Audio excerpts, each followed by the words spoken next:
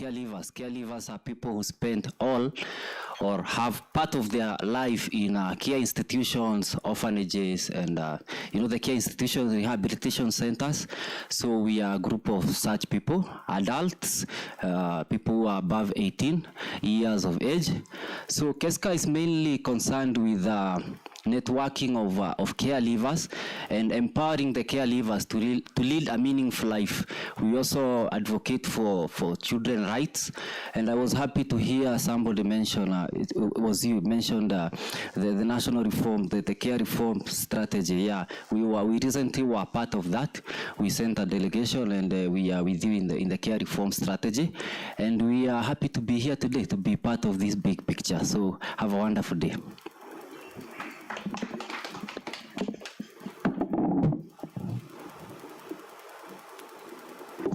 Thank you very much. Now, do we know who caregivers are? Hello? Did we hear their presentation? Yes. You would allow me to say they were formerly in children's homes, but now they are adults. That is what they are telling us. And part of this project is to ensure that when these children who are in children's homes and statutory institutions leave, they become very important people in the society, so that we don't just stigmatize them and say these were children from a children's home, so that they just live a very normal life. Anyway, thank you very much, and welcome. We will move on with our program. If you look at your program, what we are doing may not exactly be that one, but at the end of the day, we'll have covered that. So allow me to mention a few remarks about Directorate of Children's Services. Not remarks, not the official remarks, but what we do for children in our statutory children institution. As a directorate, we run 9 rehabilitation schools. What sometimes you hear they are called approved schools. So when a child breaks the law, I want to use the easiest language as possible. When a child is in conflict with the law, they are taken through the courts, and maybe we don't say children are found guilty, but through that process. And what maybe the layman will call the child is sentenced, we don't say children are sentenced. They are committed to care for rehabilitation and behavior modification. So we place them in our rehabilitation. But before they go to rehabilitations, as their cases are being heard and being mentioned and all that, they are placed in a children remand facility. We call them children remand home. So, for example, a child has been found maybe involved in armed robbery, for example, because sometimes there are young people who are part of criminal gangs involved in armed robbery. Definitely they have broken the law, and they are held by police. After police station, they are taken to court. After court, pending the hearing and determination of their case, they are placed in the care of the Director of Children's Services in the children remand home for a period not exceeding 2 weeks. Now, when the court process now ends, and the court has seen there is need to rehabilitate the behavior of this child, then we place them in a rehabilitation center depending on the time, but the maximum time is 3 years. And depending on the nature of offense and the need of the child, they are placed in different parts in this country. And then, of course, we have the rescue centers for children in need of care and protection. These are children who basically have not committed any crime, but by virtue of maybe upheavals, they find themselves in a very difficult situation, and the government needs to rescue them. So they are placed in rescue centers. And then we have now those run by non-state agencies. Those are churches, NGOs, and other groups. Those we call them charitable children institutions, what we call children homes. These are registered by the National Council, and they are licensed to operate. So as it stands, the Current Children Act, which came into force, was it 26th July, has given us a time frame of 10 years to wind up care of children in charitable children institutions.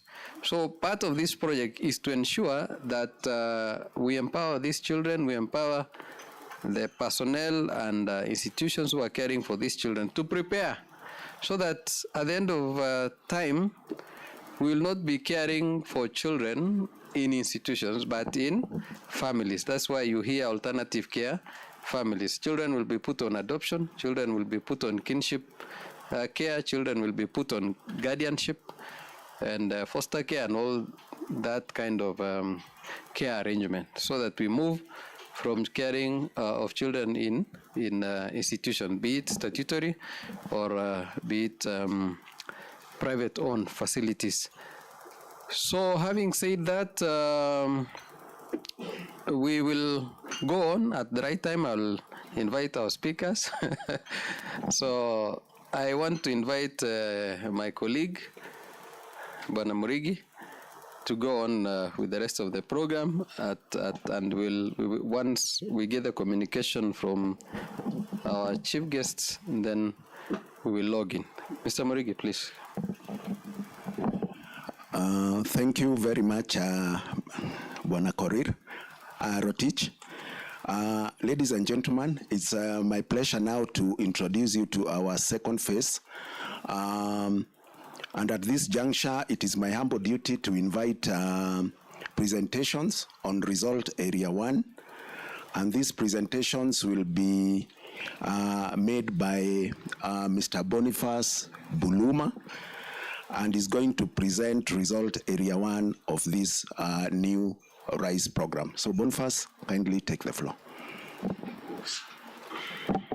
Asante sana, asante sana. Now, Miriam, please, you can, if you can proceed to projecting the presentation. I will wish to let everyone know that now we want to get into the details of the RISE project. Details of the RISE project, which has three main areas of intervention. Three main areas. This one I'll just scroll because already we know about the Tree of Life. We've talked about the RISE project since we started. So I want us to go to the different entities that are involved in the realization of this project. It's a 3-year project that is funded by the Italian Agency for Development Cooperation. Therefore, we really appreciate the fact that we have representatives from ICE in this lounge, and we appreciate the support that they've given us to be able to realize this project. The Tree of Life is the leading agency, and a lot was said by Carla and our representatives also from Italy.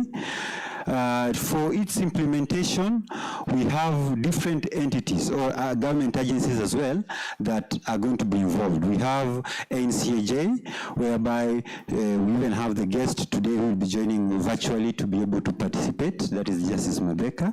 We have NITA, that we had a very elaborate presentation this morning that is going to be involved in its implementation. We have DCS, that is the Directorate, represented by Bwana Rotich and team. We also have the Kenya National Chamber of Commerce and Industry, also made a very elaborate presentation through the President, which is highly appreciated.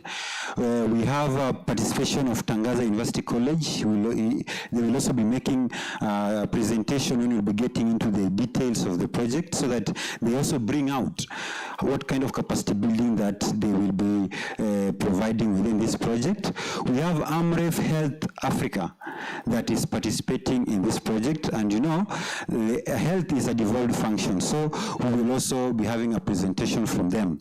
We have National Council of Children's Services. They also made a presentation this morning, which they really brought out the fact of care reforms taking place in the country.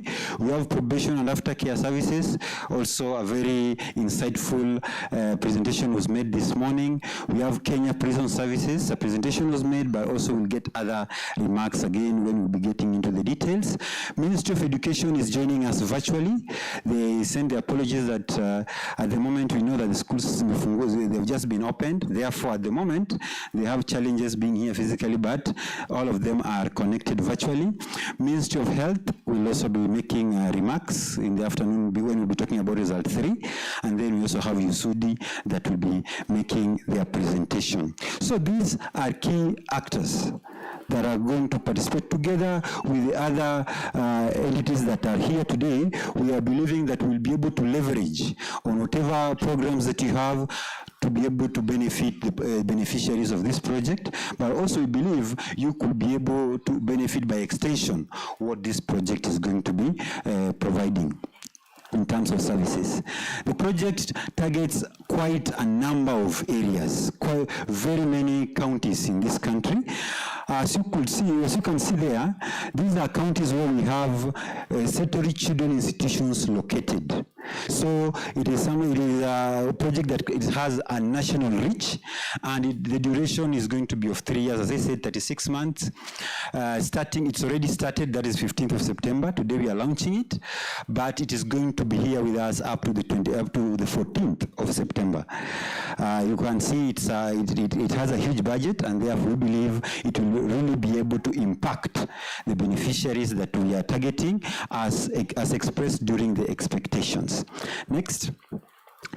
Now, when we were conceptualizing the project, I want to let everyone know that we identified certain gap areas in the area of education within the statutory children institutions.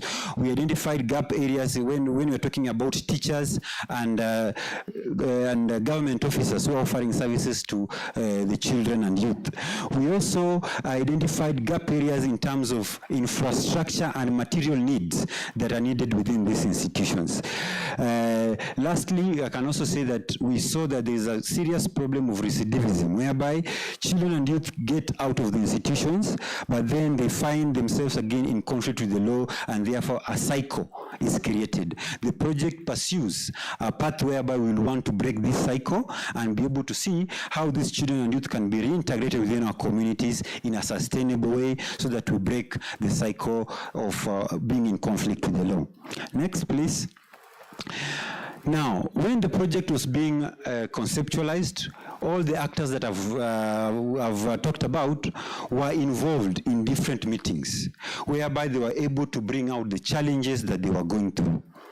These challenges were in the context, because we're talking about education, gaps were identified in relation to the CBC.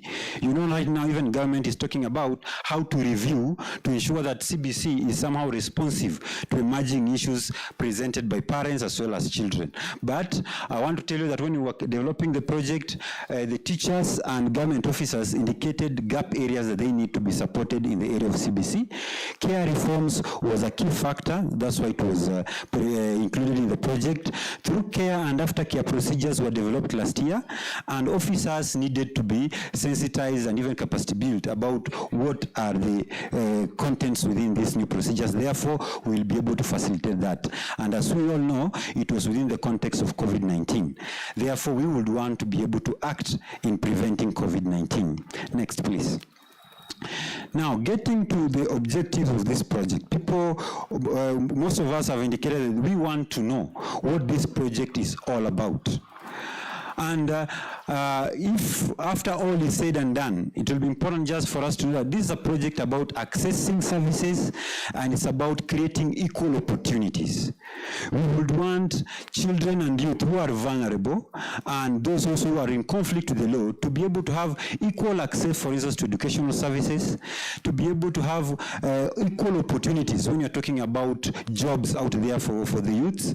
When you're talking about health services, we would want them to have equal access and equal opportunities. That is the main aspect that we want to address. And this aspect, we want to bring together government institutions, we want to bring together educative communities, we want to bring together the private sector. That's why when you are part and parcel of this launch, it implies you are coming from either of these areas. And we believe you are a key stakeholder for the realization of this specific objective. Next, please. Now, what would we want to achieve by the end of the 3 years? By the end of the 3 years, there are 3 result areas. The first result area that we would want now to delve in, and for sure I will be inviting our friend from USUDI to be able also, no, not from USUDI, I'll be inviting our friends from Tangaza College to be able to make their presentation, but we want to strengthen structures. We want to strengthen competencies, structures of institutions of government that are offering services to children. Children who are aged between 7 and 14 years. And we all know a child who is between 7 and 14 years, the main primary need that we all know is also the issue about education. So we want to explore ways on how the structures that are there, the human resource that is there, can be capacity built to be able to offer quality services to children. As a result, one activity that we are going to be focusing on is about NCJ, because NCJ is a framework that coordinates services for children who are within the justice system. We would want to ensure that the representation of the Ministry of Education, which is lacking at the moment, is incorporated. We would want to have the representation of the Ministry of Health, which is lacking at the moment, is incorporated. 2, we want to ensure that we provide a training program targeting teachers in public schools. 5 public schools where children from probation hostels normally go to get education are targeted within this project. We want to provide a training program targeting government officers who are within these statutory institutions so that they feel they are competent enough to address the emerging issues affecting children and youth within these institutions. 3, we will provide equipment. We will refurbish, we'll provide, for instance, even materials in terms of learning gaps that were identified to ensure that the learning process is smooth, children are able to get up-to-date information that is even technologically updated. Lastly, we will be piloting. I will just want to let, just the way Rotich, when he was presenting, he talked to us about remand homes. These are children who have cases going on in court. As they are waiting for their cases to be concluded, children stay in these remand homes almost even to a period of 1 year. But as we speak, a child can be in a remand home for 1 year without accessing education. So this gap was identified to be like an alarm. So we felt that through this project, we will want to pilot education services in the remand homes. And therefore, we'll have teachers, we'll even have social workers who will be brought on board to be able to facilitate this process. We'll be piloting alternative family care, not only in the remand home, but also in all the statutory children institutions, so that when we are talking of transitioning children coming from institutions, we are starting with government institutions and exploring how that can become a reality. Now, in a nutshell, this is what we want to do to achieve under Result 1. However, I would want to invite our friends from Tangaza to come and give us more insights on what kind of capacity building. They themselves are university, what they normally do. However, even within this project, how the government officers and even teachers are going to benefit from the experience and the technical support that they're going to offer. Karibu sana, madam.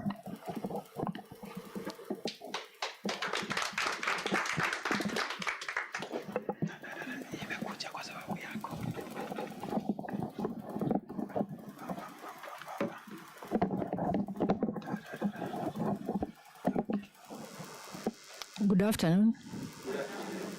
All protocols observed. Tangaza is going to be a partner with this project, and we have a long history with the same people who are doing this project. We were in Apile, and we were also in another project before that. So my name is Dr. Catherine Mwarari, and I just want to give a brief on Tangaza and also our understanding of our role in terms of this project.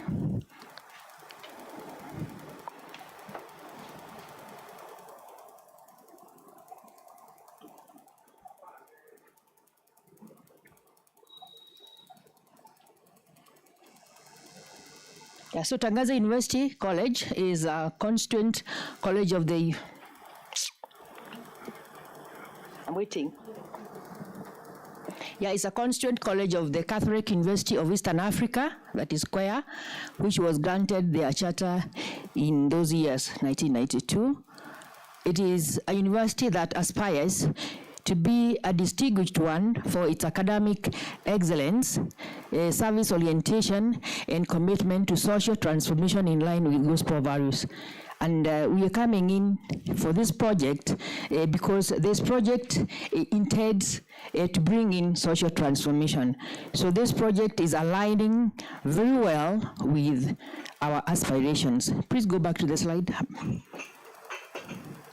Yeah, but the unique thing is we do this in line with gospel values, especially in reference to preference for people who are disadvantaged. And the target group for this project are disadvantaged in society. Next, please. So our university has 3 schools. We have the School of Theology, the School of Education, and the School of Arts and Social Sciences. There are different departments. I don't have to go in depth, but I want to say that our institute, where we work with Catherine, is the Institute of Youth Studies.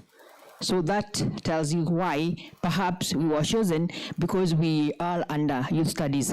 The youth is quite a focus of where we are. Next, please. IYS, which is our institute, is an initiative of the Salesians of Don Bosco and the Salesian Sisters. And it is dedicated to the Salesian scholars, which involves understanding and recognizing the gifts of Don Bosco for the mission of educating and evangelizing the youth. So Don Bosco and the Salesian Sisters have this focus on educating the youth as part of their mission of evangelizing the gospel. So in line with that, all the programs that we have are geared towards the charisms of the Salesians. In IYS, we have quite a number of programs. We have undergraduate programs and graduate programs in the area of child and youth studies, as well as in counseling psychology. I also want to reiterate that we also have courses, short courses, certificates in child and youth studies, such that people who have already done another degree can come and up their skills in our institute. Next, please. So, in brief, we try to look at our role in this project, and we thought that in line with the needs identified, there are the things that we are supposed to do and others that will be told as we go along with the project. So the needs identified includes adapting the quality of educational services in schools attended by children in conflict with the law to new standards and creating linkages with the job market. I don't have to belabor that because Boniface has already talked about it. And also the facilitating of knowledge and acquisition of skills among teachers and GOK offices on the transformations taking place in the country. Boniface has alluded to that. I don't have to talk about it. I want to delve in the strategies that we will adopt. We intend to develop a training program for teachers and JOK officers working in schools and statutory institutions, and in that program we intend to include an overview of CBC, that is if CBC will be retained, and even if CBC will not be retained, whatever system that will be there, we intend to have a program that will equip the teachers and other people working there with competencies to be able to implement that particular program, that particular curriculum. So if we will be working with CBC, we will talk about the rationale of CBC, the national goals of education, the pillars of CBC, the core competencies, the structure of CBC, and the competency-based assessment. Next, please. We will also, in that program, look at global citizenship and sustainable development. Under it, we will look at global consciousness, peace and human rights, intercultural understanding, respect for diversity and tolerance. Then the other part of the program will be talking about inclusiveness. We will be guided by the Salamanca Statement of Inclusive Education. So we will look at inclusive education, talking about disabilities, and not just disabilities, but also issues of special need. Then in terms of inclusiveness, and see how teachers or implementers of whichever curriculum can infuse gender issues in curriculum implementation. These are just a general overview. As we go along and understand the project, I'm sure we're going to put much more in the areas that we are supposed to work on as part of the partners. So that's it. Thank you very much. But before I leave, I would want Catherine to come and highlight some of other competencies that we have in our institution so that you can understand IYS. Thank you. Thank you very much, Catherine. I'm Catherine Kisasa. Kisasa means kileo, kisikuizi, the modern one, all that. So we are happy to be here. And when we think about this program, RISE, we feel we are part and parcel because we have worked for 3 cycles now with the partners. And we are happy to say that at the Institute of Youth Studies, Child and Youth Studies, we have a Center for Child Safeguarding and Protection. And on this, we do a lot of competences to train TOTs who go out to the communities to be able to deal with issues of child rights. We do policy development, risk mapping, and we are contracted by different donors to also accompany their partners. And while we are at it, we offer psychosocial support to many organizations. We have worked earlier on with the statutory institutions where we were offering competence-based education and psychosocial support. So we are happy that this is now being actualized very well after a research that was done to discover the gaps. At the Center for Child Safeguarding, we also have the component of counseling, and this assists us in areas of mental health and all other areas related to counseling psychology that we offer at the master's level, but we tailor-make other programs that help us reach. And why we are happy today is that this team of RISE has these aspirations on competence, and that is what we want to do with the group. And we are happy to say we are really excited with the RISE program because of the incorporation of all the partners that have come on board. We are looking forward to a very successful implementation of it, and to do that, let's all stand. Let's all stand. We are going to applaud the RISE program, and this is how we are going to do it. 1, 2, 3, 1, 2, 3, and 1, 2, 3, and put a swag. And you put a swag on it. So we start 1, 2, 3, 1, 2, 3, and 1, 2, 3. So thank you very much. At Tangaza, we do work with youth and children, and we are youthful at heart.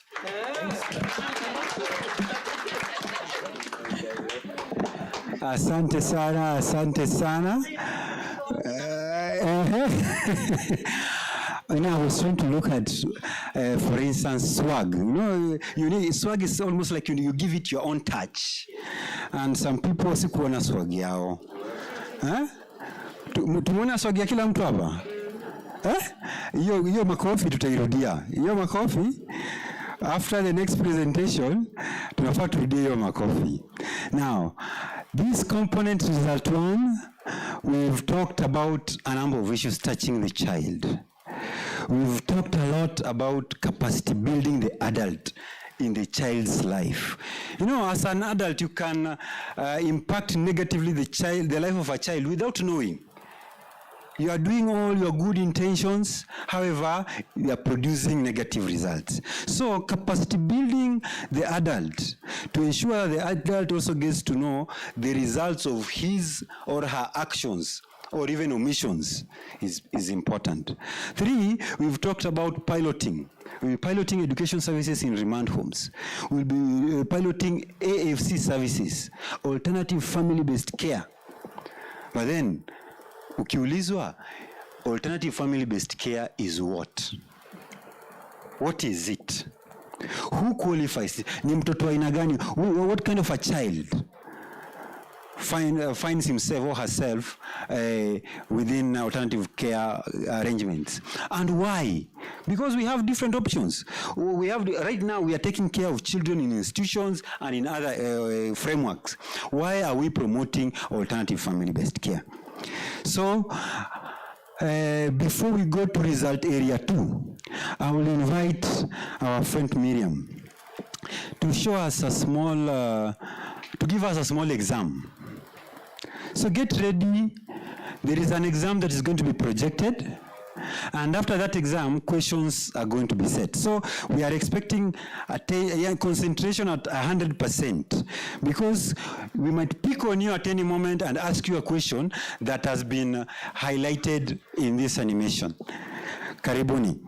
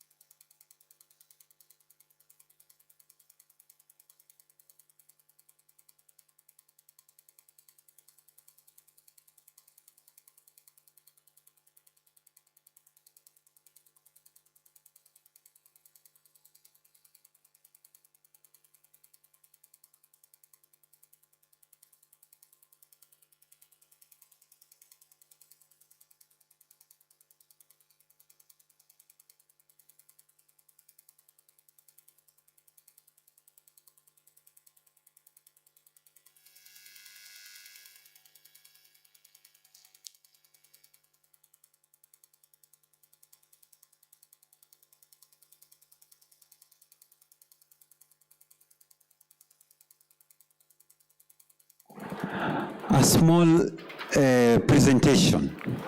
Now questions are coming.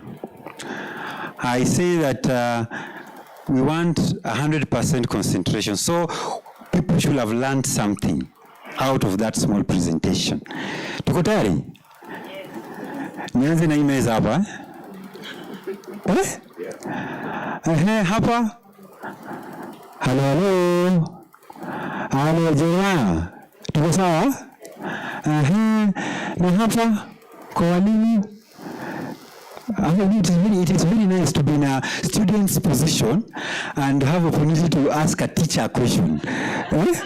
When you have reversed roles, and now you are, as a student, you are the one to mark. Imagine how it feels as a student that you want to assess your teacher. Watu wa serikali hapa tuko tayari, Very good. Now, one question that is very ukijibu inamaanisha una represent kila mtu hapa. Ukianguka hiyo mtihani ni tumeanguka sisi sote. Ukipata tumepata sisi sote. Sawa sawa? Now, in that video, a number of alternative family-based care options have been highlighted. Sindio? A number of them have been highlighted in that video. Now, I want someone just to tell me three alternative family-based care options that have been highlighted in the video. 3. Nana tukoa hii jahazi. You know, someone has to sail this ship before. Nana tukoa hii jahazi. 3 options have been highlighted in that video. Options of care. Options of alternative family-based care that have been highlighted in the video. Volunteer. Hello. Naona kuna mwenzetu hapa kutoka Keska. Mnakumbuka tulikuwa hapa na presentation ya Keska?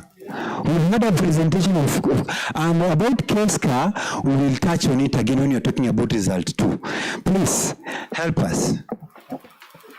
Alternative care. We have foster, adoption, guardianship. 3. If you go to 4, ubanguko. Okay, ametusaidia sio? Amesema ya kwanza ni foster care. Ametupatia foster care imetajwa hapo ama hajatajwa? Good. So tukitoka hapa, we've also learned, it becomes like, mtu akikuuliza, you have them at your fingertips. Tunaambiwa foster care. Ya pili, ametuambia?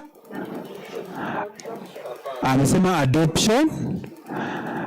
Ya tatu, anaongea kuhusu guardianship. Na kuna ingine tumpatie sosa.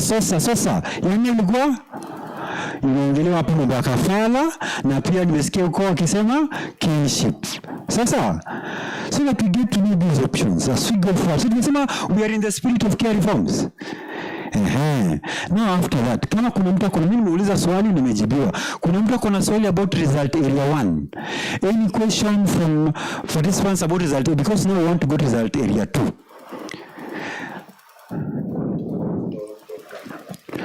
Expounding on kafala.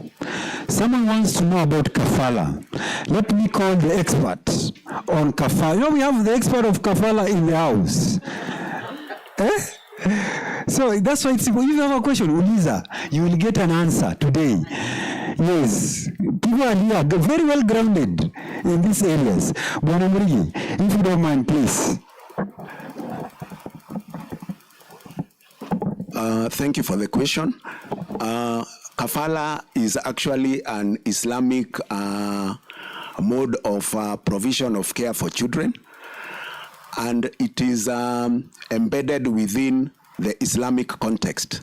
So it is almost similar to kinship care that we generally undertake, but kafala has its own duty bearers. And the people or social workers within the kafala framework are the imams who are within the mosques. And we have other players within that structure. Like the Catholic court is very pertinent in the issues of kafala. That is in the undertaking of formal kafala. So kafala is purely Islamic, though sometimes they may take in children who are non-Muslim. but generally it is practiced in 3 forms. One, it can be intra, that is bringing up of a child within the family setup or within the biological home. It can be extra, that is almost like foster care, bringing up a child, getting support from external, that is not inside or within the family. And then lastly, it can be financial. We may have people providing finances to support children under kafala system. People as far as the UAE, the Dubais, and the rest. They may send in money for purposes of supporting these children, and maybe some who are actually within the institutional kafala arrangement, where children are placed within institutional setup and they are given support. So basically that is about kafala. Umesikia? I hope we are learning something. I believe some of us are meeting the word kafala for the first time. Some of us are now getting enlightened. When you go out there, ukiulizwa unajua vile unajibu, sio? Very comprehensive as a response. After hearing that, I will request that you go to result area 2. You realize result area 1 is focusing on a child from 7 to 14 years. So this child will either be in a public primary school, for instance, will be in some rehabilitation schools there, and therefore those services are geared towards that child. When you come to result area 2, we are focusing on a young person. Please, a young person who is aged between 15 and 24. And here we are talking of a young person who needs vocational training, for instance. And we are talking about creating an integrated system where a young person can access vocational training services, can be supported for independent living, but more importantly, we would want this young person to be sustainable within our society and therefore has to be included economically. When we're talking about job placement, when you're talking about this person, if you have a young people who are involved in crime issues, for instance, crime leads them to be in conflict with the law. By ensuring their economic inclusion, it enables them to be able to cater for their needs in a legal way. And therefore, as a project, we want to pursue this. We've had a very elaborate presentation from the Kenya National Chamber of Commerce and Industry. They are going to be a key player under this result area. They are going to, working together with UNITA, they are going to assist in the analysis of the market. Knowing very well that COVID happened, it disrupted the job market in many ways. Many new opportunities were born because these days we have a lot of jobs that are online. Simply. But question is, are our youths prepared to be able to take advantage of those opportunities? So we will want an analysis to be made. As a result of the analysis, an assessment of what is existing will also be done, and gap areas will be identified for upgrading. After which, the project will facilitate the refurbishment of whatever facilities that are offering technical courses under the government. So it implies for the courses that are already existing that have gap areas, we are going to try to fill the gaps. From the analysis, when we realize that there are these new areas of competencies that are needed by the youth for them to be productive in the market, then thanks to NITA, we will journey together to be able to come up with even 3 new curriculum, areas of curriculum, whereby youths can easily be, for instance, offered training in issues of technology, as well as even issues of agriculture that is modern. As a result, we believe that they will be, the facilities are going to be well equipped as a result. 3, we are going to have mentorship. You see, whereas when you're talking about 2, currently we have some technical courses already going on within institutions. However, there is a gap that was identified, that a candidate can come from the institutions, fitting into the job market becomes a problem. Because they don't know how to present themselves in the job market, because even, for instance, just developing a simple CV is a problem. Having someone who understands him or her, where he or she is coming from, what he is going through at the moment, or the skills that he has acquired, and what are the aspirations of this young person is lacking. As a result, mentorship becomes key. We are going to have a presentation from USUDI that has a mentorship program. This project is going to target 500 youths. 500 to whom we are going to be journeying with to ensure that they are accompanied into the job market, they are accompanied into sustainability. Lastly, we are going to have support of job placement for vulnerable girls and boys. When the president of the Kenya National Chamber of Commerce and Industry was talking, he really presented that they have a pool of companies. They are collaborating within their framework. They have quite a number of companies. Therefore, they are going to play a key role in this component of job placement. Therefore, that becomes a resource that all of us are going to take advantage of. Having given you this nutshell presentation on result 2, I want to invite our friend from USUDI. Our friend from USUDI, because right now they are doing a lot. When they were talking to them, they have dealt with quite a number of cohorts, and they have a lot of results that they can talk about. Journeying with the young people, journeying with the youths to ensure that they achieve some level of sustainability. Karibu sana, Madam Betha. We really are proud and privileged to have you as a partner within this project. Please enlighten us. Karibu. Thank you.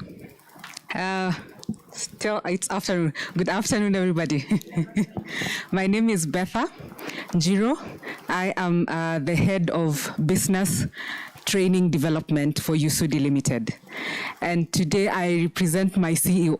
My CEO, she's Charlotte. She was not able to be with us this day, but I am happy to be her representative for the day. So at USUDI, what we do, it's actually accelerating growth. And what that means is we're working with youth, essentially transitioning them as they come from formal learning or learning environment. That could be through TVET, that could be through NITA, it could be through different universities, colleges, and from also high school as they're transitioning into the workplace or into entrepreneurship opportunities. And what we do is provide them skills that will enable them transition. Sometimes I say, if as where I am today, when I graduated campus, if somebody taught me how to write a CV, I'd have probably written a killer CV. Those who tried write the first CV after you completed campus or college, you probably have an idea of how difficult it can be, right? So that is what we do.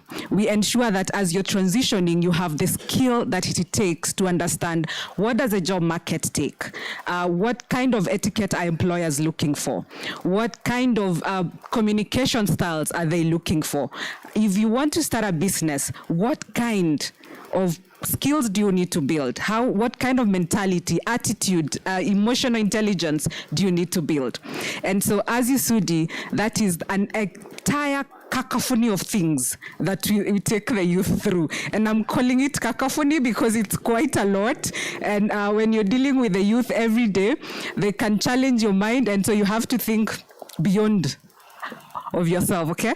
So we take them through a very exciting and positive learning experience that is geared towards sharing their story as well as sharing our story to enable them become better at where they're going to, whether it's entrepreneurship or it's work readiness. Our goal has been to provide the youth or to enable them access dignified employment. And the word dignified employment is very particular to us. The reason is that when USUDI was being put on board, it was with the ideation that we have quite a number of youth that are graduating from different platforms. And as they do so, they can see opportunities out there, but sometimes grabbing onto those opportunities can be slightly different for an African child and for a Kenyan child. And so how do we then help them translate what they have been able to learn in different arenas of education into elements that they can get dignified employment. And the reason we're using dignified, it's because today I was talking to somebody who is training street children, which is very exciting. And I would want to use that as an example. Sometimes you might have the technique, sometimes you might have the skill, but translating it into something that can give you an income that you can be proud of, or an income that can actually meet your very basic needs, can be problematic. And so our word dignified employment is to ensure that as the youth go through the program, they can translate what they get into potentially something that can give them an income that will meet at minimum their basic needs. And so for this program, as we launch RISE, we are very happy to be able to be part and process of helping the youth get dignified employment. Because as Carla had mentioned at some point, you are looking at placement, you're looking at them going through the mentorship program. And so for us, being part of that is essentially embodied in the dignified employment aspects. And how will you be able to do that? So at USUD, we have different training programs, and we have a recruitment aspect. We have which we place youths into different companies. We also have a sales academy specifically to train persons in sales, and we have an external training component which deals with a virtual learning platform called Jijali Learning, as well as various other aspects of training the youth through different partner organizations. And so today we're here because of the Jijali Learning Platform, which is a virtual learning platform that deals with two aspects: career readiness or work readiness and entrepreneurship. And within that program, what we do is we take the youth through a 3-month mentorship program. So in those 3 months, they are working with somebody that is ready to, partner with them, somebody that is ready to share their networks with them, somebody that is ready to understand what are the strengths that they have, what are the weaknesses that they need to address with. And through the program, they go through 3 very key components. The first one is the aspect of the virtual mentorship itself, and the mentor works with something that we call digital learning content. So the reason is that we do not want to mentor the youth in a vacuum. We want it to be systemized and very strategic. So for that to happen, we have personalized learning content, and we call it personalized because every person begins with a goal. So for when they enter the program, we help them set a goal. What do you want to achieve? Based on what you want to achieve, that is what determines what kind of content that you go through as a person on the program. The other thing they do is very practical tasks. So an example for that is let's assume that you have just you have gotten vocational skills and specifically on a trade, and you want to start a business for whichever trade that you have. So your goal is start a business. So from that goal, what do you want to do? Is it probably write my business plan? Is it understand what kind of skills I require to start the business? Based on that, then we give you very specific practical tasks that you can do, as well as the mentor is able to go with you through all those practical tasks. So those are the 3 components that we shall be taking 500 youths through, and we're really looking forward to be able to do that. And as USUD, we are so excited that you are very much part of this program, and definitely we want to see the youth rise. Thank you so much. Back to you. Hello. Are we excited? Hello. Hey, watu wako excited ama? How do we show excitement? USUD wametuambia they are excited. They cannot just wait to start implementing. To reach out to this 500, 500 ni minimum. Ama USUD nyaje? Hello, USUD. Betha, 500 ni minimum, sindio? Yes. We are expecting 500 and more. So wakifika 501, tunajua hapo, we are doing well. We are exceeding expectation. Now talking in terms of CBC, sindio? We'll be exceeding expectations. So we are all excited, and I believe this program is going to be a game changer within the project. As we draw to a close of result 2, I would want to invite a representative from the Kenya Prison Services. because Kenya Prison Services are going to be one of the main beneficiaries of this program. Simply because they are dealing with a lot of youths. You go to ICTC, you go to their Boston hostels, you'll find that they have a lot of youths. It will be important to hear from them. Are they excited? After this kind of presentation, hao wanaiona namna gani? Walikuja wakatuambia wako mpaka na watoto, they have mothers and children who are below 4 years who are accompanying their mothers to prison, isn't it? It will be important as we launch this project to understand from their end, how do they see it? Karibu sana, madam.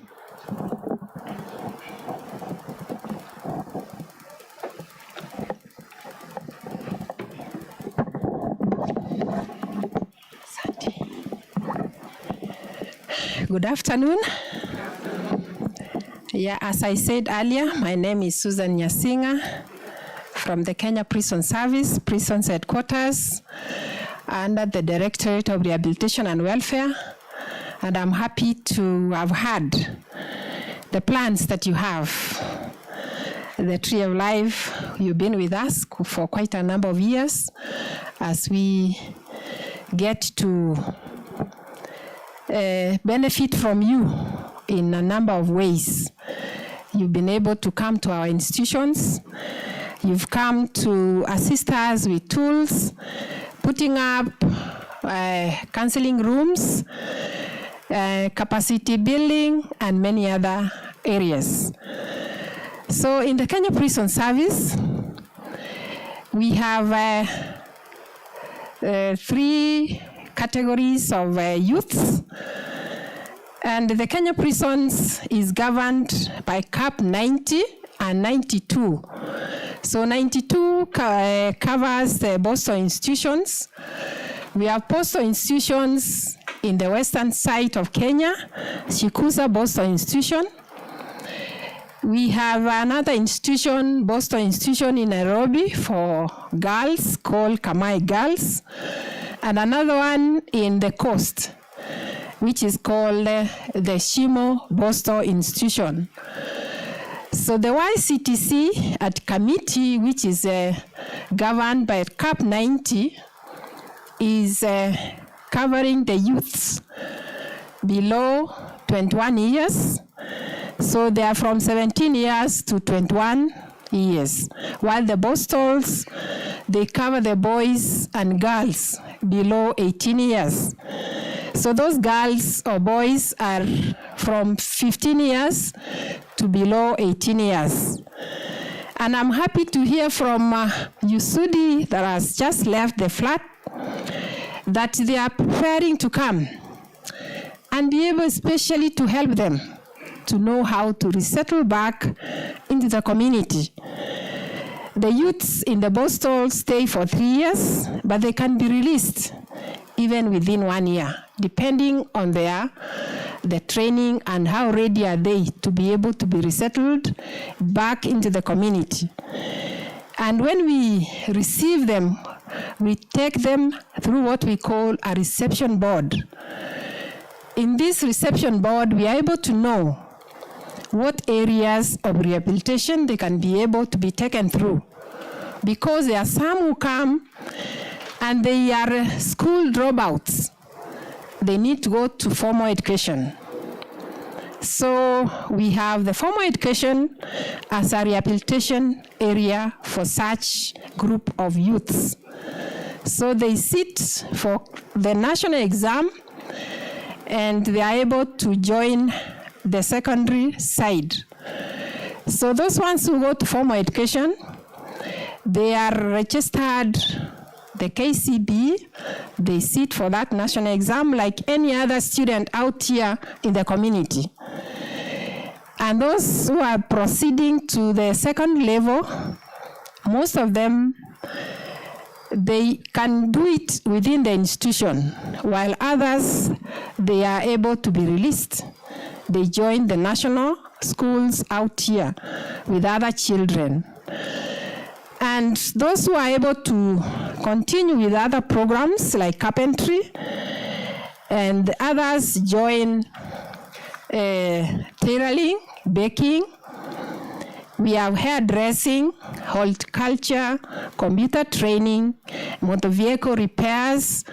We have even basic counseling, whereby we are able to take them through so that they can be peer counselors to the rest of the boys and girls. And many other programs that these boys and girls are able to be taken through. In the YCTC, that is Youth Collective Training Center, we have boys who are there for only 4 months. Actually, they are there to be shocked. We have a 4S, whereby they are shocked to be put back into where they need to be, because some have just left maybe schooling because of some reasons. Some are in the streets, and some needs to be put back to where they belong. So these boys, actually most of them, there are very few programs that can run for that short period. So some of them, they just do what we call horticulture or beekeeping and rabbit keeping or farming. And at the end of it, we are happy, and we are joined by the organization like NITA, where those who are able to sit for trade tests, mostly those in the BOSO institutions, they register and they sit for grade 3. Very few are able to sit for grade 2 and 1 because of the period they are in the prisons. So under carpentry, hairdressing, maybe baking, we have other partners who have come to be able to assist us in the training of such programs. And within our institutions, we also have that vocational training tutors who take through the inmates. Actually, we don't call them inmates. We are calling them young offenders, because they are still young at heart and young in their growth. So basically, that's how we are able to train them under the trade test, and those who are able to do the formal education, and some of them are able to do other programs. They are taken through the counseling programs so that they can be able to know what could have been the reason why they were brought into the institution. Because there are various reasons why they come in, some for stealing, some for petty offenses like rape. Actually, they are not called rape, but defilement. I know that you cannot call, and children's department, those are young offenders. So it is defilement. And many other crimes whereby they are there just for a short while, then they can be able to be rehabilitated and taken back. So we are happy for this program that is coming up. Most of them, actually, when they are trained and they are about to be released, they need to be prepared for reintegration. How are they going to be able to use the skills that they have gained in the prisons? And how are they going, especially to market them and be able to be competent in delivering the job market when they are released from our institutions? So we have other partner stakeholders like the probation and aftercare department, who have come up to be able to pay for their school fees when they now are able to do well after the KCPE, and they are transiting to the second level. And some of them, actually, they have issues when they leave the institution and they have nobody to hold their hands. So that could be one of the gaps whereby we have nobody to assist them to be able to complete maybe the second level education, and afterwards on the degree level, so that they can be able now to have the skills that can enable them to be used at the end of their studies. We also have a gap on tools. Some of them who have been able to be trained under carpentry, they need to get startup capital.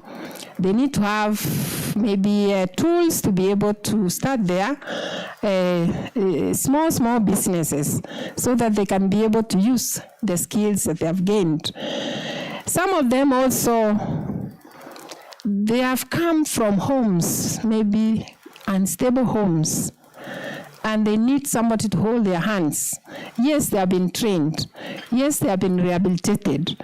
But back home, they still need somewhere where they can be able to map out before they go straight to their homes. We need our halfway homes. We used to have stakeholders like Philemon and others who could come in handy to be able to house them, maybe for 3 to 6 months before they can be able to finally go to their homes.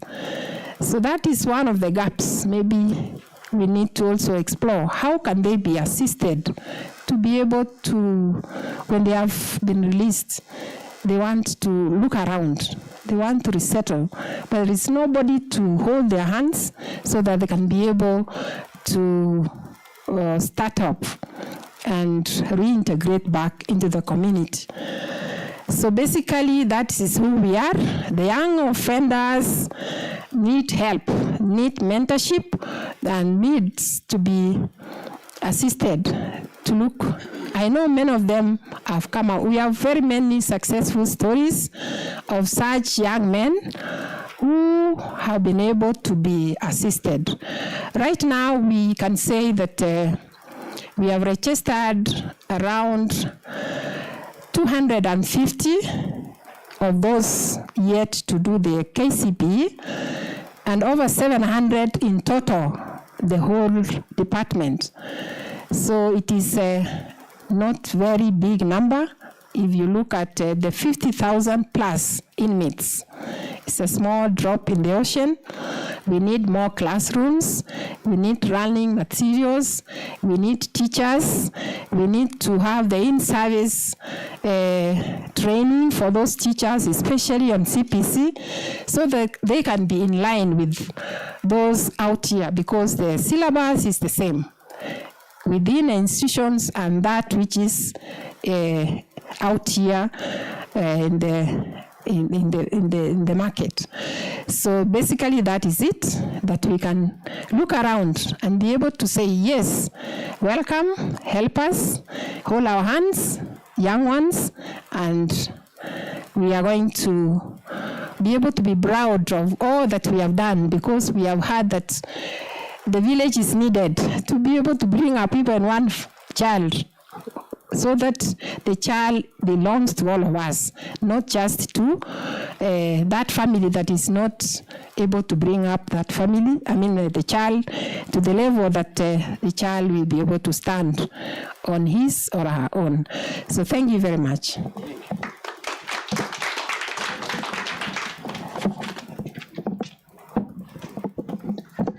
Asante sana, asante sana. Kuna makofi ambayo tulifundishwa ya kuweka swag.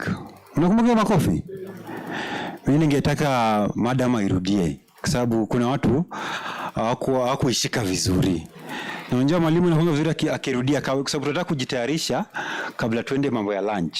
So to create a very good space, ningetaka madam atufundishe makofi vizuri, pia mimi nijue kuweka swag yangu. Sasa pia ukitoka hapa umejifunza kupiga makofi ama? Si ni kweli? Ndio hiyo itakuwa makofi ya lunch.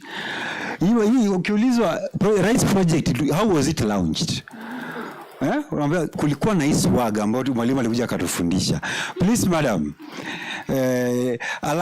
allow us to repeat. Let's all stand.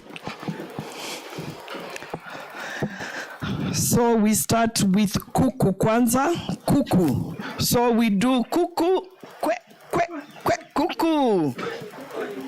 Kuku. There's no voice. So tuanze, kuku, kwe, kwe, kwe, kuku. Cuckoo. Cuckoo.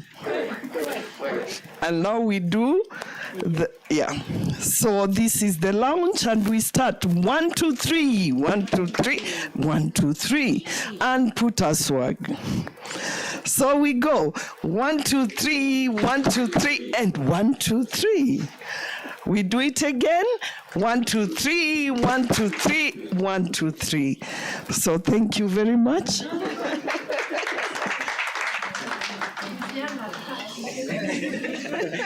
Umesikia ni makofi ya kisasa. Hiyo ni makofi ya kisasa. Amesema 1 2 3 1 2 3. So I hope kila mtu hapa amepata swag yake. Now, we want to get to I know we are approaching lunch hour, and therefore we will not want to say much, but we would want to somehow get into result area 3. We try to get into result area 3 so that tukimaliza, by the time tunaenda lunch, we have a full idea of the project. When we come back, it's just to wrap up. Sindio? Are we together hapo? So that tukikuja we are just wrapping up. I know today is a Friday. I know this is a lounge, and everyone would want, by the time you are leaving, you have a full idea what this project is all about. So we have our friends from AMREF that eventually will delve in details about result area 3. I know that the representative from the Ministry of Health will be joining us in due course. But she will be coming, Dr. Christine. I would want just to give a highlight about result area 3. Under result area 3, as I said during the introduction section, in this country, health is a devolved function. And therefore, our representative from AMREF will be able to tell us more to understand when we say it's a devolved function, what does it mean? Does it mean the national government is no longer involved, or what? For me, that lacuna has to be somehow demystified. However, it is important for us to know that under this project, apart from all those target areas that we indicated at the beginning, all those counties, there are going to be like 3 main areas that more work is going to be done with the communities. More work is going to be done with the communities, thanks also to activation of coordination mechanisms with the county, at the county level. Here we are talking about in Nairobi, we are talking about Kiambu County, we are talking about Kilifi and Mombasa. Here, more work will be done at the to be able to strengthen the coordination mechanism, which is under activity number 4 of this result area. However, it is important to know that a capacity building program will also be activated through this project for healthcare workers and caregivers, for them to be able to provide adequate or quality. Conceptualized, I said it was within the COVID-19 emergency, when we were at the peak of it. And in this country, something strange was experienced, that we had an emergency within an emergency. Who can tell me which was this emergency within an emergency? When we were at the peak of COVID-19, there was a huge outcry in the country that children were not in school. Children were not in school. What happened to these children? We had a lot of early pregnancies. These pregnancies were all over. Kila mtu alisikia maneno, sio? Ama niliona mimi peke yangu? Yes, it happened. And so right now, we are having quite a number of young people in our country, teenagers, who are children who are mothers to children. So then we started asking ourselves, how can we prevent this? How can this be prevented? If this cannot happen in the society, and we close our eyes, behave as if nothing is happening. So we interrogated ourselves and eventually said it is important to target this category, and not only provide hygiene materials but also give them information so they can be able to take informed decisions about their life and even protect themselves. Issues about safeguarding also come in strongly.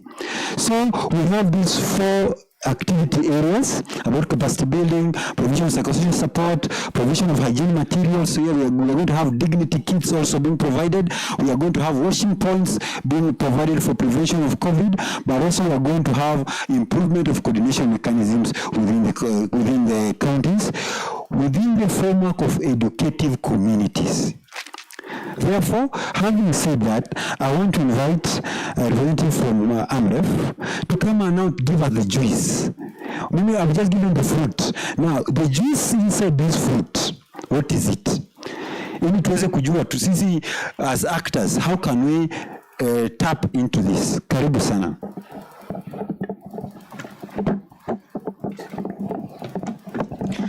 Afternoon, everyone. As mentioned earlier, my name is Samuel Lukumu, and I work with AMREF Health Africa. It's a good thing that Boniface spoke before me, and at the same time, he's delivered a lot of what it is that I would have captured on. But here's a presentation just to get us along so that we can get a little deeper understanding about what it is that AMREF is going to do. So, first, a little bit about AMREF.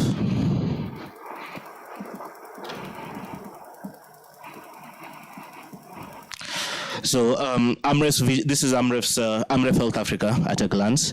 So AMREF's vision for the whole organization is lasting health change in Africa. Communities are at the heart of our work since 1957. So that's a good over 60 years that the organization has been in operation. Now we operate in around 35 countries within Africa, and within Kenya. Sorry. Right here. I hope I'm no longer in anybody's way. All right, sorry. Yeah, so I was saying around the world, around Africa, we are in about 35 countries. And in Kenya alone, we're across all 47 countries, both either as a physical presence with offices or whether it is we operate out of the various counties in the areas. Now, our corporate strategy is comprised of 3 pillars, and that's the human resources for health. The second is innovative health services and solutions. And the third is investments in health. Now, we have had various recognitions, but I won't delve into that right now. But I want you to look at the map. So the red area, the green areas, that's where it is we have physical offices as well as programs. The red areas, that's where our fundraising offices are based. And then Kenya itself is actually the global headquarters for AMREF Health Africa. Next. So I'll go straight into result area 3.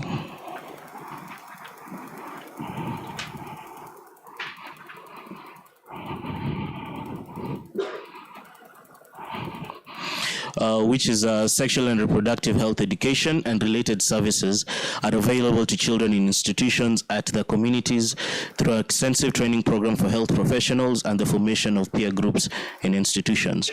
So under this particular result area, we have 4 key activities. Just put up all 4 so that I can go through them.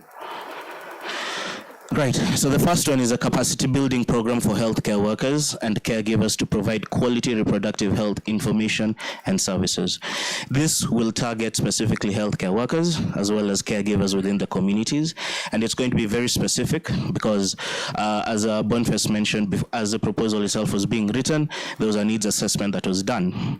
But now that we are actually initiating the implementation of the project, we will identify the key areas because as also captured previously, this particular implementation will happen within the three specific counties. So we will have to identify the institutions and work from the institutions outside.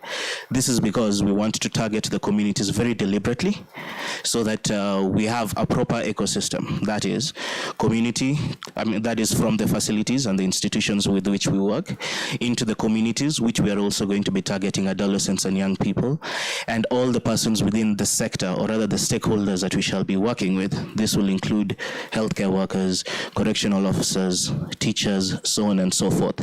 So it's very important for us to identify the key gaps, and from that key gap, develop training programs that will help capacity build them so that they can better provide the services for the adolescents and young people, both at the institution level as well as the community level.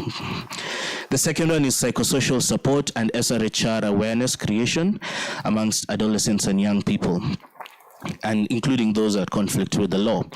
This ties in very well with the first activity because we want to create significant awareness about sexual reproductive health and rights, as well as psychosocial issues. Now, this is not out of the blue. The psychosocial issues was a key issue that came up during the COVID-19. Again, as Boniface has mentioned, this proposal was written, it was developed during the COVID-19 period, at the height of it. And one of the things that we came up with, or rather the things that we observed through various programs and M&A that we had, was that psychosocial issues kept on arising amongst adolescents and young people. There are various factors for this that I shan't go into now, but it gave us an idea to focus a lot on that in a program that we would have. Luckily, we do have this program. And then the second one is SRHR, which is a key issue for adolescents and young people across the world, not just in Kenya and not just in the various counties that we're going to be working in. So we want to create awareness about it. And in creating awareness, that also means that should our work be good, then the demand is also going to be high. That's where it is the trained and capacity built healthcare workers come in so that they can deliver quality SRHR services and psychosocial services to our clients. The third is the provision of hygiene materials and hand washing points for hygiene management and COVID-19 prevention.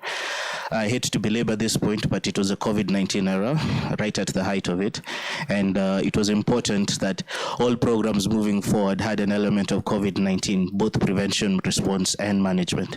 So in this respect, we will be having, we'll be providing various hand washing, various hygiene materials, but also in addition to that, as previously mentioned, is that there was an issue with adolescent and teenage pregnancy.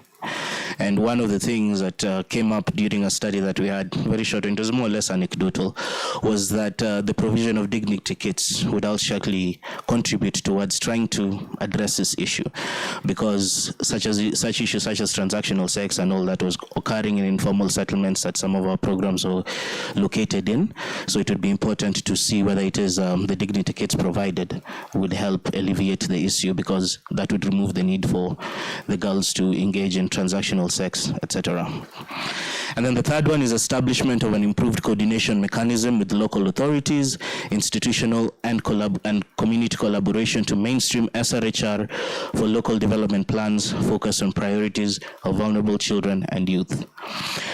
Now, as we have all seen, that we have various stakeholders here, and the idea is targeting adolescents and young people, including children. And all these stakeholders do not necessarily have a coordinating mechanism that speaks together and moves together. And as a result, there are a lot of gaps where it is our clients, that is adolescents and young people, fall through. So one of the things we want to do is either establish or strengthen the technical working groups and other coordination mechanisms within our target areas so that we are able to holistically target the youth, be it from the health aspect, be it from the education aspect, be it from the protection aspect. There's so many aspects within which we are targeting the adolescents and youth. What is lacking is a clear coordination and coordination mechanism for all stakeholders involved in the welfare of the adolescents and young children. And youth, sorry. Next. So these are the main approaches that we shall be having, and that is multi-stakeholder engagement. As I mentioned, this will include the engagement of government agencies, health workers, caregivers, parents, communities, private sector representatives, amongst others. We'll also have the capacity building of healthcare providers, CHVs, caregivers, teachers, correctional officers, statutory officers, children protection officers. And at the heart of all of, let me get to that one next. And then the health system strengthening. This will be the improved coordination of the technical working groups, increasing demand and supply side for SRHR information, services and commodities, research and evidence generation. We shall also have the COVID infection prevention and control, as I mentioned, reintegration of children, that is care and protection of children and young people in conflict with the law. And finally, at the heart of it, of course, is the human-centered design for our approaches. And that is putting the children, the adolescents, and young people at the center of our interventions. And tying it all together will be a robust monitoring and evaluation and learning framework, which will allow us to constantly learn from all the interventions that we do as an organization and that we do as a consortium to see what the current effects are of our implementation and adjust accordingly, because we obviously envision a situation where the status or rather the issues in Nairobi will not necessarily be replicated in Mombasa.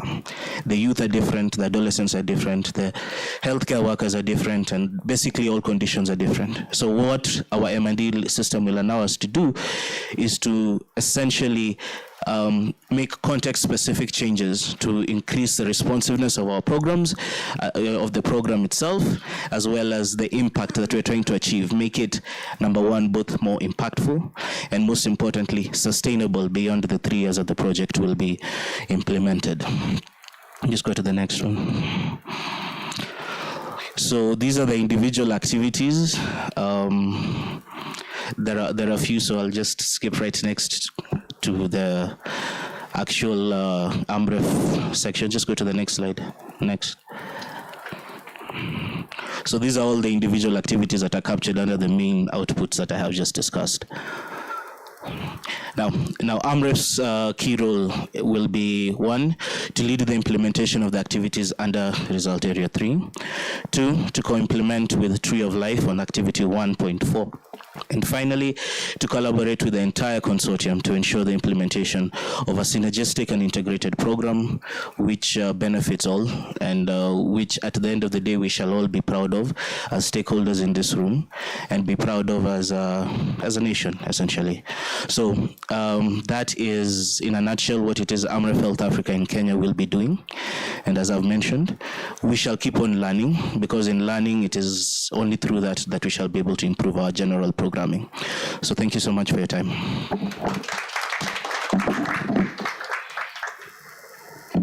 Asante sana. That is what AMREF's role is going to be within this project. And we've talked about now all the 3 result areas. Result area 1, focusing on the small child, 7 to 14. We've talked about result area 2, focusing on the young adult, so from 15 to 24 years.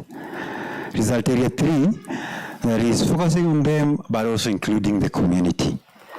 And he has emphasized a component that I believe is important, a learning approach. We are going to be learning.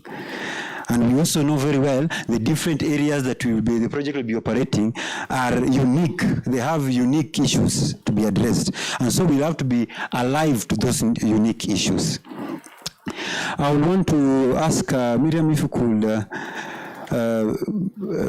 show that presentation. The other one.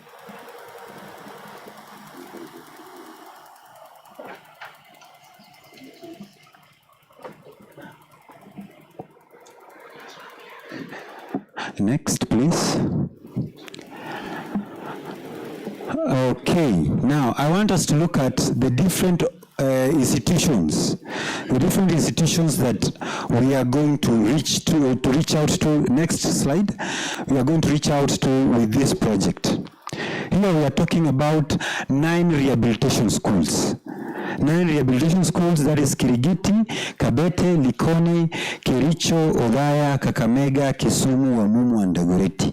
They are going to be targeted by this project. We are going to reach 4 remand homes as a pilot. We know in the country we have more remand homes, but we are going to start with 4 to be able to see how the piloting of education services work out. Then eventually the lessons that we are going to draw for it, we will be able to scale up. We are talking about 5 corrective centers that are going to be reached through this project. Here we are talking about YCTC, Kamae, Shikusa, Shimalatewa, and Langata Women Prison. Then we also have 6 probation hostels. 6 probation hostels, we're talking about Shanzu, Nakuru, Kimumu Junior, Kimumu Senior, Nairobi, and Siaya. So these are the main institutions that we are going to be reaching through this project. However, we also have public primary schools that are also targeted by this project. These 5 public primary schools are targeted because children who are coming from the probation hostels go to the public primary schools. So we want to ensure that the experience within these schools are also is also qualitative. The schools are Shimolatewa Primary in Mombasa, Moi Primary in Nakuru, Kreta Primary in Nakuru, Milimani Primary in Nakuru, and Moi Marula Primary in Eldoret. So as you can see, this somehow speaks to the target areas that we presented at the beginning, and we really look forward to not only working with the institutions, we are looking forward to work with the community, so that we create educative communities whereby children can not only be taken good care of, but they can eventually be reintegrated sustainably. Having said that, I will want to open the forum now to plenary. If there are any questions, clarifications that are needed. And remember, if you don't ask questions, I will ask. So it is, uliza swali li usiulizwe.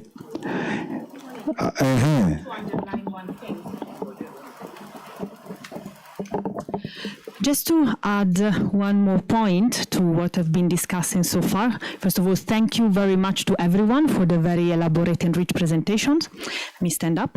Another important role of the private sector, of course, is linking youth to job opportunities, connecting the program to many enterprises, but there is something else which is very, very important, which is the base, raising awareness among the private sector, fighting the stigma, because those youth who come from very vulnerable situations and that we are trying to support all together, they are perceived as criminals. Caroline, I think you can confirm that. We have been discussed this point many times.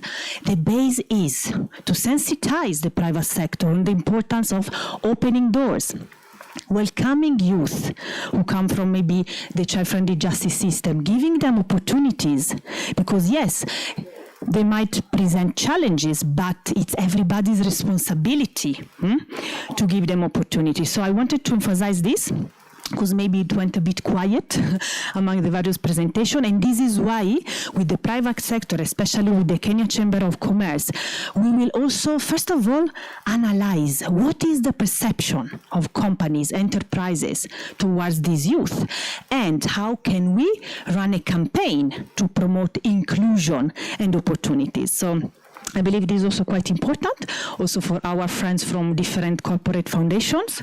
So please do support this cause and help us on that. And otherwise, I think that was the last touch to all the presentation. Thank you so much. Asante, asante, asante. Kwa hivyo ametopa hapa, ameweka icing on the cake of presentation. Mimi sijasahau, nilisema questions. We said, mtu asipouliza swali, itaulizwa. Yes, please, madam. Thank you, Boniface.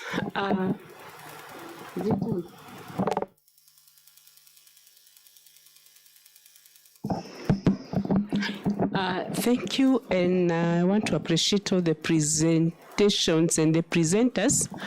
Like I say, I've learned a lot on the the project that we are launching. However, I've not heard about how we're involving the family and the community in this process and in the new project. I've heard of teachers, I've heard of the caregivers, I've heard of the children and youth, but how does the family, how are we going to bring the families and the communities on board? And especially in the area of reintegration. I can realize that much of this work is going to be based in the institutions. But institutions is normally a very brief period for the children, and there is a lot that happens there in terms of rehabilitating the children and preparing them for the outside. But the challenge comes when they go to the outside. Like the last presenter has said, that the stigma out there is not just coming from the community, it even comes from the family. Who has pushed this child out of the community to the institutions? Maybe that is a bit that we need a connection. Maybe in the project, if it can be explained. Thank you. Asante sana, asante sana. Recognizing the presence of Madam Anna, she's asking clearly, how are we going to work with families? How are we going to work with the communities within this project? Because that is where we are expecting children and youths to be able to live. But at the same time, it is within the same community that we have somehow risks. Things, behaviors or actions that endanger these children and youth, they even stigmatize them. We are going to respond to that, but I believe I also saw another hand there, because the project under result area 1, activity number 4, clearly focuses on issues community. But I saw a hand raised here. Okay, I think I'll add on to what Anna is talking about. We are looking at this Boston institution, boys and girls, and also the young ones who are going to be maybe above 4 years, and they have to leave the institution and be reunited to the families. We have a program whereby when the inmate is being released from the Boston institution, we sometimes call the family, but they are not able to come because they are coming from far. There is no facilitation. That is family conferencing. It is one area where we thought it could assist in enabling the family to know what has been taking place in the institution, for them to accept the inmate as the inmate is being, or the boy and the youth is being released. So in that area, maybe we can also look at how we can come in and assist in the family conferencing. The inmate is in, there is a family out, they don't know what has been taking place, and they need to know. After they know, maybe it could be a way of now lessening this stigma. We have boys who are going to join secondary schools out there, and anytime there is anything that goes wrong in this institution, they are the first one to be picked, because they are seen as the offenders who have joined, and they could be the thieves. They are first, the fingers are pointed to them.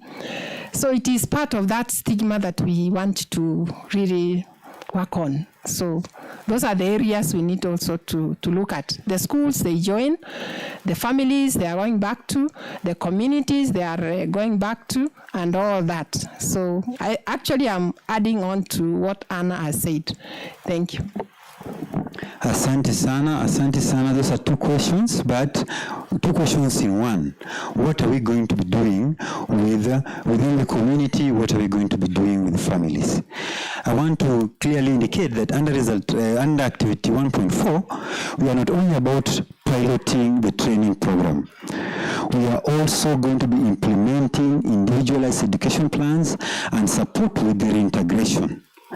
When we're talking about supporting reintegration, we are going to support the entire process of not only service provision within institutions, but we are going to journey with this beneficiary from institutions into the communities. And when we are journeying with this beneficiary into the communities, that's why we are even talking about alternative care. We believe that some of them will have challenges being placed within their families or being reintegrated within their families. Therefore, we are going to have recruitment drives for purposes of creating awareness about alternative care, for purposes of even recruiting foster parents, so that we have individuals within the communities who are sensitized about the kind of beneficiaries that are coming from the institutions. And because this is informed by a pilot that we've done for the last 3 years in Nakuru and in Nairobi. We believe that we'll be able to recruit foster families, train them, and place young adults, young children and adults as young adults within these families. Another important thing that I want to highlight here is that within the project we've captured, we are going to have 18 events being supported. It means 6 events every year to sensitize the communities wherever we will be operating, where we will be bringing issues that are affecting the young adults, issues that are affecting children who are coming from the institutions, so that community members are alive to these issues, so that we address issues about stigma. How it is going to be rolled out, it will be as a result of our joint efforts. It is going to be as a result of what we consider to be important within those different contextual realities. However, it is also important to add that we recognize we have vulnerable families that would want to take care of their young ones or young adults. Within this project, we are going to support around 150 families. We are going to offer family support to at least 150 families so that they can be able to take care of their children and youth. Lastly, I want to indicate that apart from that, for the youths within the communities, we are going to be providing toolkits for them to start their own businesses. We are going to provide startup possibilities for them to be able to thrive when they are within the community. So a lot of opportunities have been captured within the project to support the beneficiaries when they are outside the institutions, so that they don't fall back in situations of conflict with the law. A lot has been dedicated in this part, so that even if capacity building is going to be done to the officers, a lot needs to be done. Support and monitoring needs to be done when they are within the communities. I believe together we will be able to realize this component of the project. Tuko pamoja hapo? In a nutshell, that is how the project considers its response to the concern that has been raised. Any other question? Before I know our friends from NCJ are preparing for a live connection with the Lady Justice that my friend Rotich had indicated earlier. Therefore, just before we go for break, we are going to have Lady Justice who will be talking to us. But before she gets ready, I want to understand if there's any other question in relation to what has been presented. Yes, please.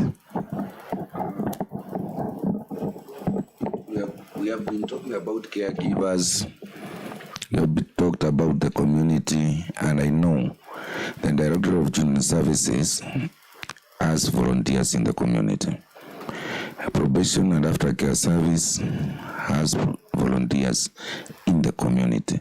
So now, where are we placing them? Are we talking about the community, volunteers as part of the community, or are they, you are talking about follow-ups in the community when they leave.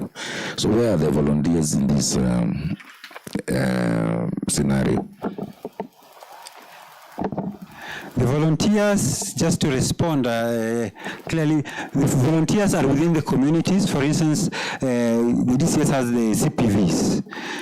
And within the project, we have a component that focuses on capacity building even the volunteers within the community.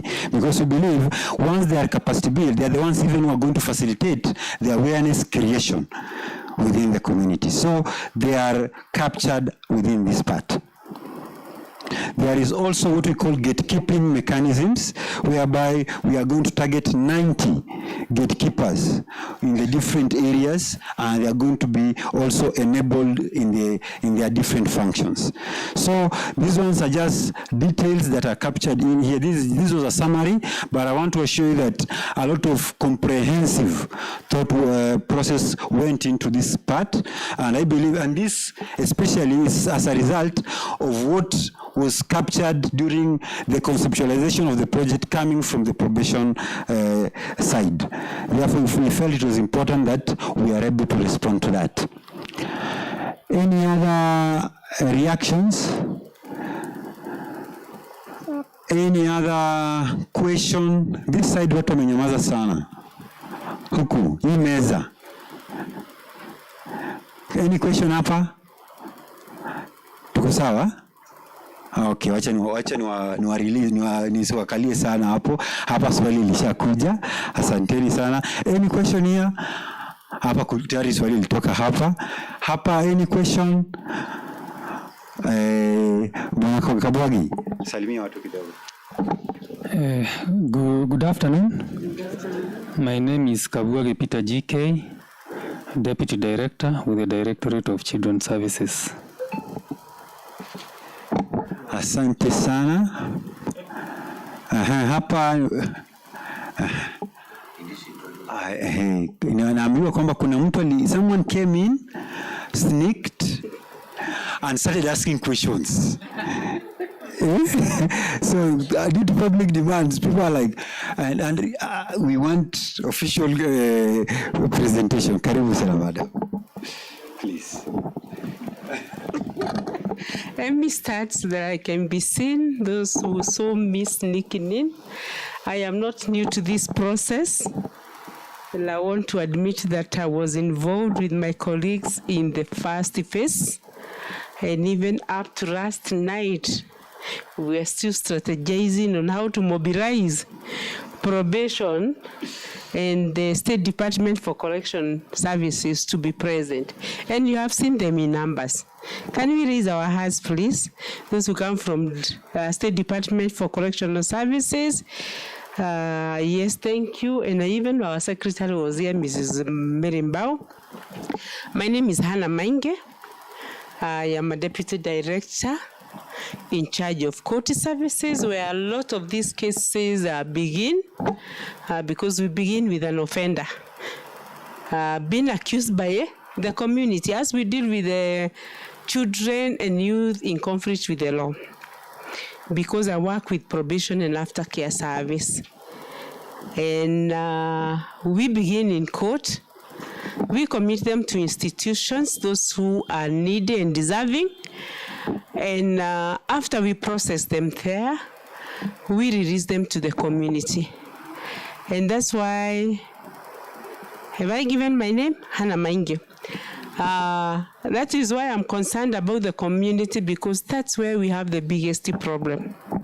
They push these children out of the community. We process them through the support of these projects and others. And at the point of releasing them back, the family says, we gave you this child, we gave it to the government. The community is saying, when there is something lost, the first aspect is the boy who was released from our institutions. We are now happy with the education sector because they are no longer repassing or throwing out our children. We are so happy. And we have a director of education now in our correctional services. And we are so grateful because she's going to help us come up with the policies to retain and transit our children from whatever levels to the next level. So I am here to support the project, and we are grateful that we are in this phase. And we hope in the next 2 years, it should be a robust exercise. And we are willing as a team to work with you in whatever capacity you call us upon. Thank you very much. Asante sana, makofi. Asante sana. Now I was just making a round because now we want to break for lunch. Najua, people are looking at me and I'm like, kwani yeye hasikii njaa? He's not. Okay, just concluding. Hapa, I think it was some reaction. From here, this has been the engine. Here, Carla, you saved the situation. Very lucky. Otherwise, yeah. Okay. Yes. And my comment is based on one of the presentations. I think it was Nita. I don't know whether they're still here. Okay. So in our statutory institutions, which are the government-owned institutions of rehabilitation, we have, I stand.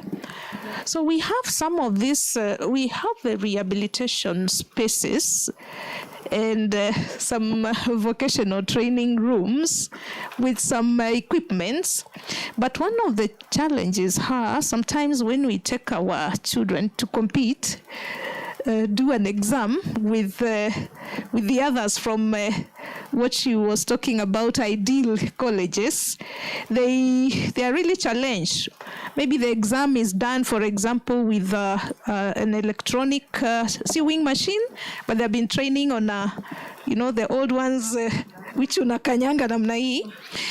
And then the issue of instructors also. So even I hope that this project is also considering that, not just coming in and putting the equipment, but also the instructors. We have a few instructors, and I think, I don't know about the other statutory institutions, but I know like in probation, that's a challenge. So that also the instructors can be at par with the instructors at NITA institutions. And the curriculum is also aligned because we really do not have a curriculum per se, so that we can have a syllabus and a curriculum that looks like what is going to come up in the exams. So I just wanted to say that in case it's not, that stood out for me when Nita was presenting. Seems like you want me to continue speaking. I have no problem with continue speaking. I can say something else. Are we waiting for the judge? We'll proceed. Okay, yeah, okay, so we are waiting for the judge to come. All right, so there is that.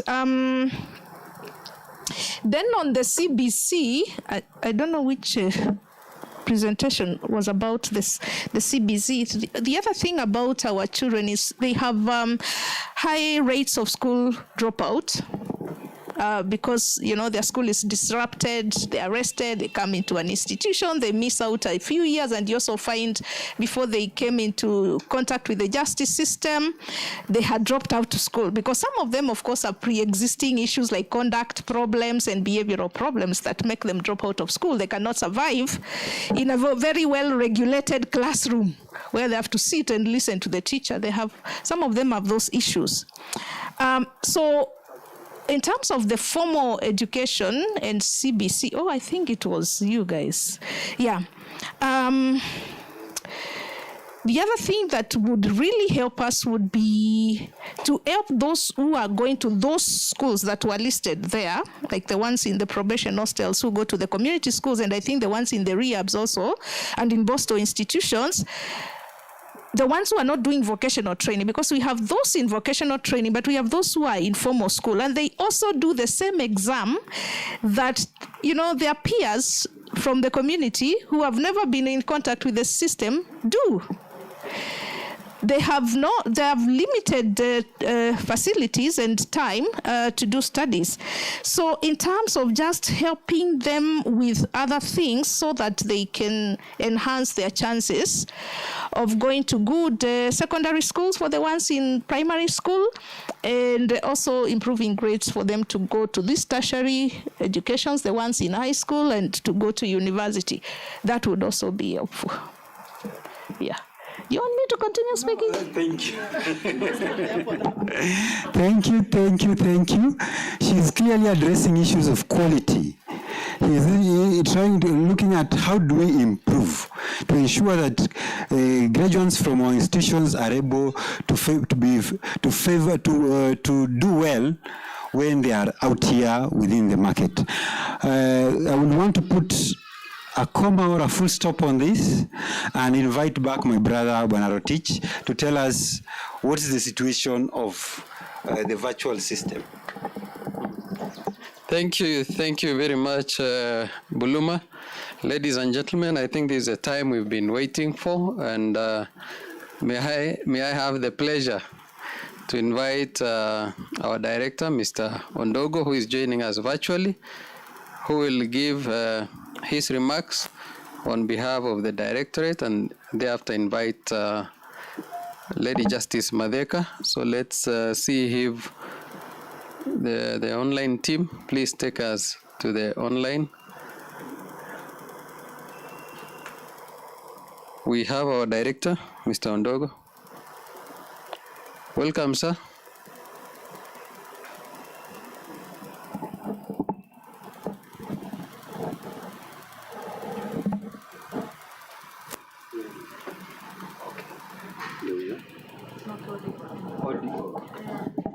Audio. Where can we tap the audio from? Maybe it's on his side. Maybe it's muted. No.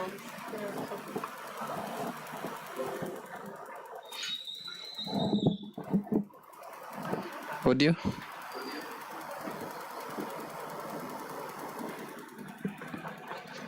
Sir, just a minute as we work on the sound. We can't hear you from this side. Power off. Power on.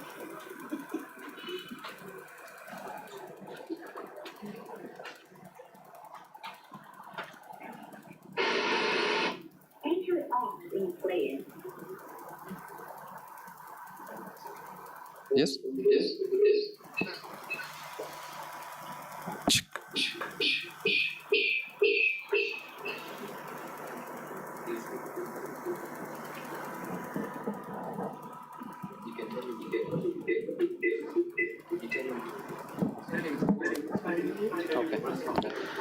Director, we can hear you. Please go on. Yes. Yes. Yes. Yes. Yes.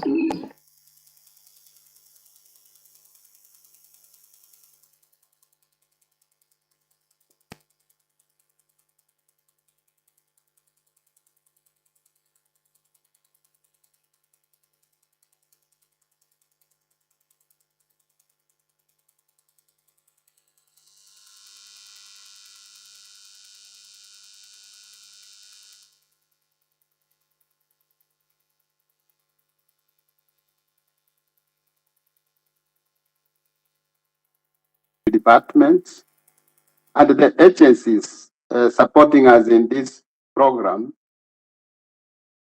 I want to welcome all of you to this official launch of the RISE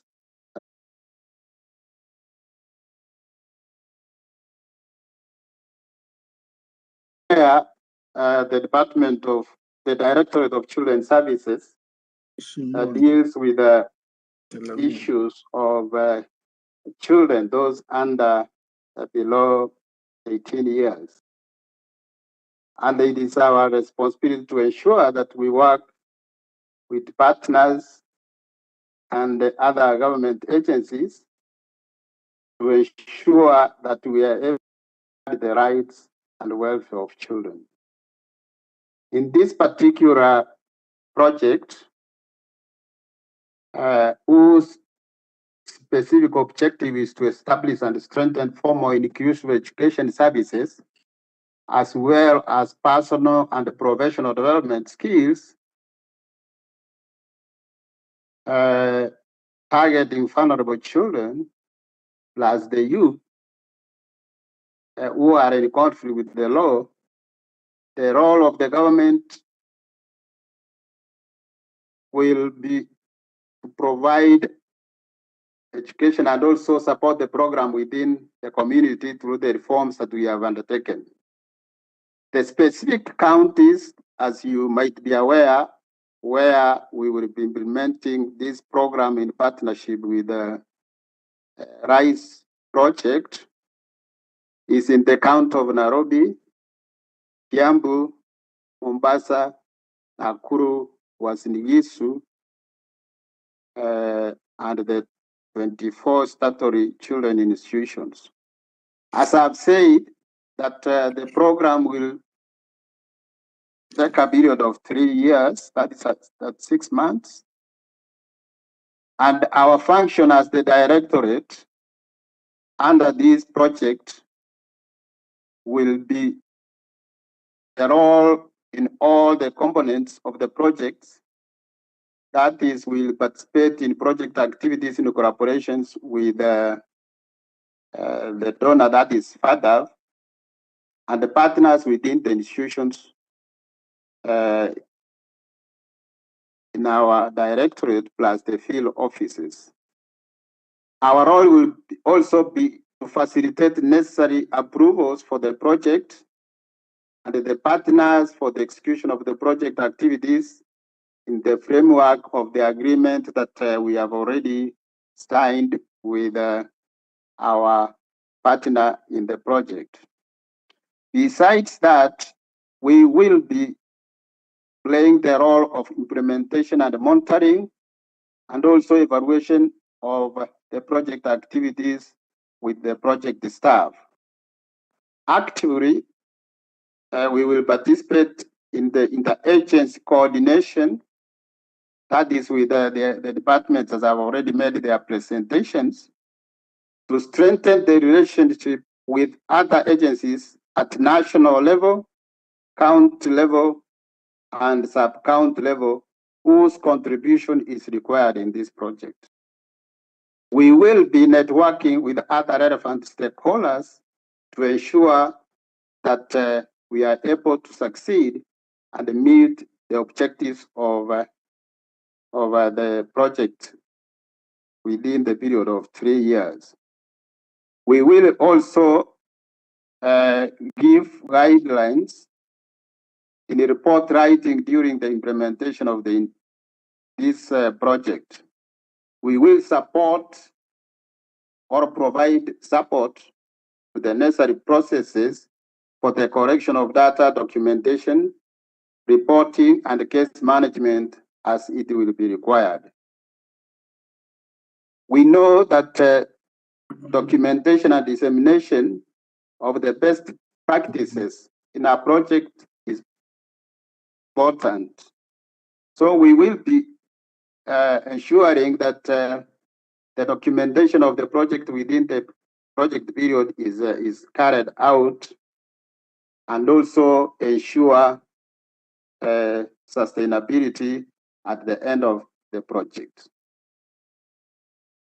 As I've said, as a directorate, we will establish interagency technical working groups to facilitate attainment of the project objectives.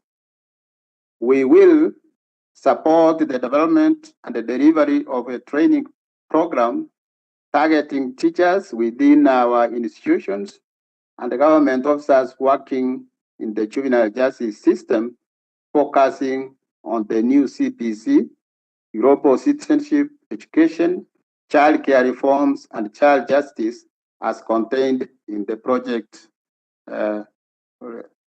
guidelines.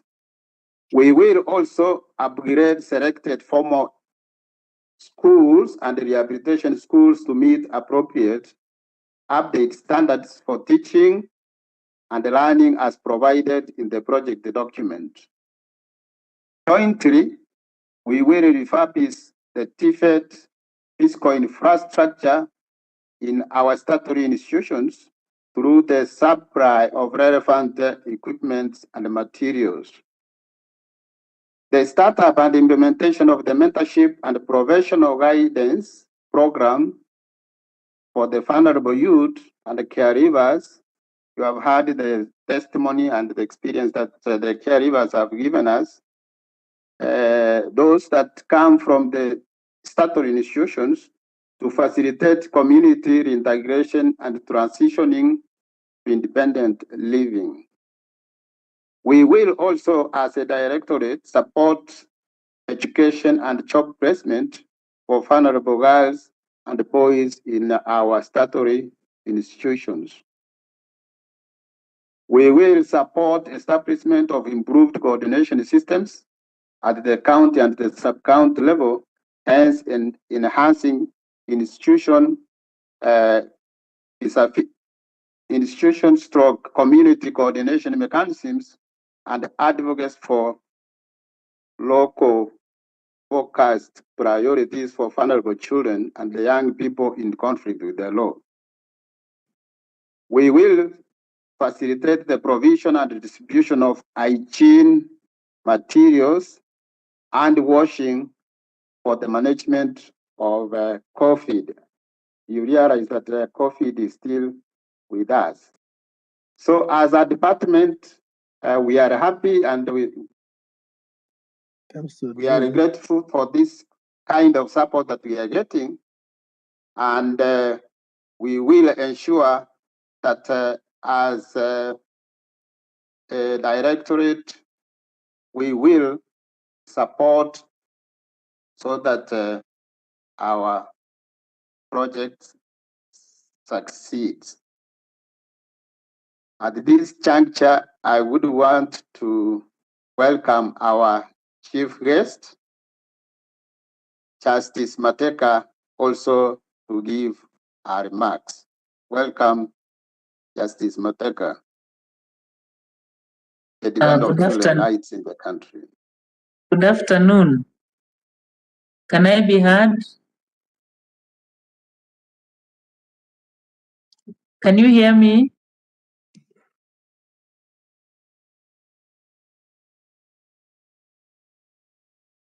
Am I being heard? I need a sign as to whether I'm being heard. Yes, you are heard, madam. Yes. Thank you very much. Thank you very much. Okay. Good afternoon, ladies and gentlemen. All protocols observed.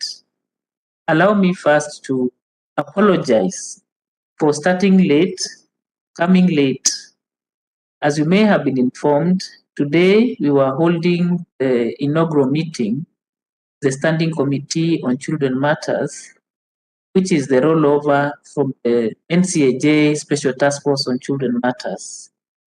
While we were having our meeting, we were informed that the Honorable the Chief Justice was the chair of the Special Committee on Children Matters, Special Task Force on Children Matters, would like to visit us and say a word to us. And it's for that reason that we were not able to come in at the time we were supposed to come in. And I think due to other duties, she was still not able to come. So as I'm sitting here on tenterhooks that she may come in and may be called any minute and asked to go back to the room because she's still coming, hopefully to hand over that big mantle to me to carry on the work that she started the task force. With those words said, let me just say how grateful I am and honored to be here today. I would have loved to be there in person because for me, any activities, any persons or parties doing something for the children of this country are my best friends, are my best acquaintances, are the people I want to spend time with because I know working together for children, especially to get them to access justice, to protect their rights, and to ensure that they live the lives that they expect us to give them as the persons who have been handed that mandate by not only the Constitution of this nation, but also by God. For me, those are the people I would like to spend time with. So I would have been really happy to be there, but we had this other duty to carry out. I have just a few things to say. First, to congratulate yourselves for this launch of this program. We know that children enter the justice system who are vulnerable out there really don't have a voice. They need each one of us to speak. For us at the NCAJ, the ones we are calling vulnerable, them children in need of care and protection. And then, of course, we are talking about the children in conflict. So, sure enough, we are talking about the same persons that we may have to handle, and they're the same persons who come into your office. So the program we are launching today will go a long way into taking care of those children. If you have read the status report that was launched by the task force, the 20th of December 2019, you will see that it really pointed out that the child justice system in Kenya is a broken chain link, and which is the result of weak coordination on the part of those who are given the work to do with respect to children. You'll have seen that other than weak coordination, there is lack of data sharing and broken communication between or among the justice agencies. This project launch is important as it recognizes the need to continue to collaborate and coordinate the justice sector to ensure that the needs of children are catered for.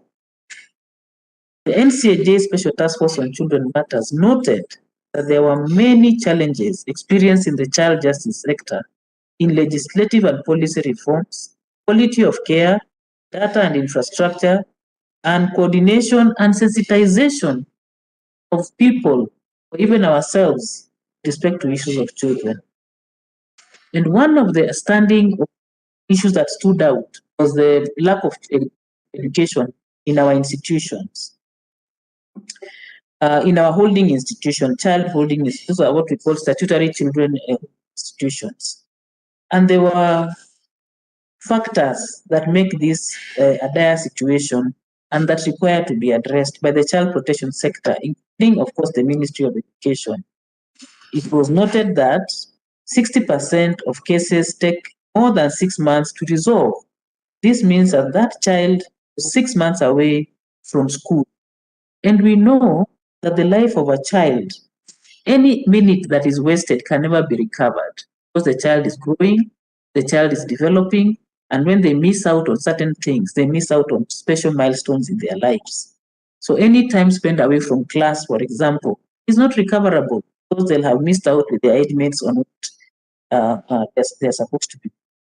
The task force found that children who stay away from school and in the system are more at risk of recidivism since they may go back to the community and be influenced by the fact that they are left behind the education system. We are aware that children actually do drop out school when they are in the justice system for long and they don't get education. When they go back, they are not able to catch up the other. That means they will go back and commit another crime so that they can fit in the system where they were. And it was also noted that through a study by Strathmore University, that the certificates to the students that they are issued within the complete school in the institutions indicate that they actually got an education while in incarceration. Either it's the Boston institution or the rehab school. And that means that whenever they went out to present those certificates to any person who employed them, there is a challenge because that certificate indicates that you have a record, which, as we are aware, should not even be the case. Because when a child commits an offense in court, that record is not supposed to be held against them. They don't get convicted and they don't have a record. So the fact that a certificate of education that they have received from an institution shows that they were in that institution now violates that particular right. So that means that such children face prejudice when they are looking for other opportunities in life outside that institution. Now, that lack of education requires that in the institutions, that the Ministry of Education second teachers to those institutions, including the remand homes, to ensure that the children held in those institutions are not left behind.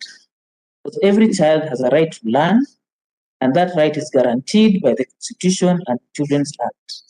We acknowledge the support that the FAEV collaborate to offer mentorship to the children in institutions, and the NCAJ, through this committee, meets to work together with you for that purpose. I have had a person who spoke before me from DCS elaborate in detail what they are going to do. If you look at that list, you will see that it is intended to achieve that goal to ensuring that these children who find themselves in this situation, children and young people, actually are given an opportunity to better their lives, to acquire, a proper grounding, so that when they leave these institutions, they leave them better than when they went in.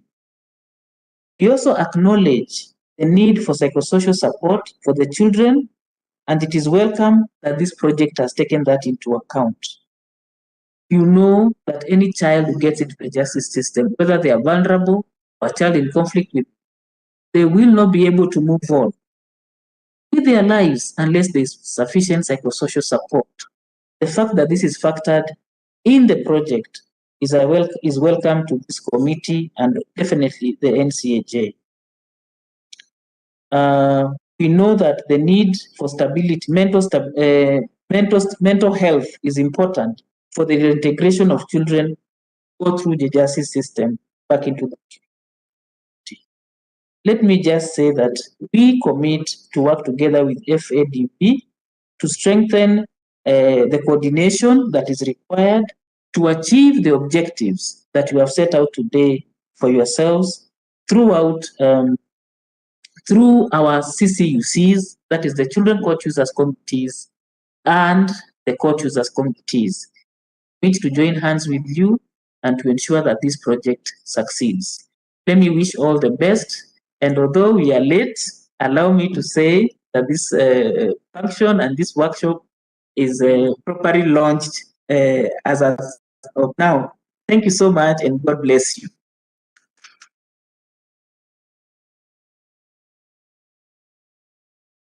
Thank you. Now, I will request that you allow myself and Madam Areri to leave so that we can go back and continue with the other program. We'll be requesting as the committee to be granted at least a recording or the proceedings so that we can also enjoy the outcome of this workshop. I hope that is possible.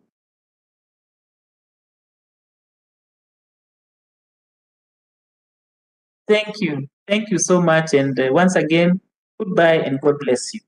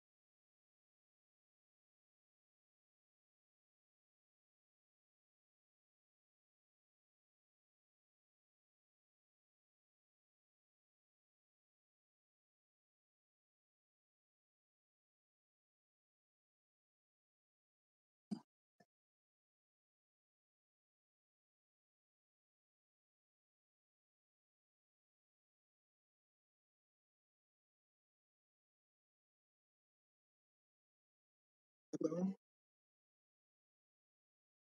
Hello. Nina.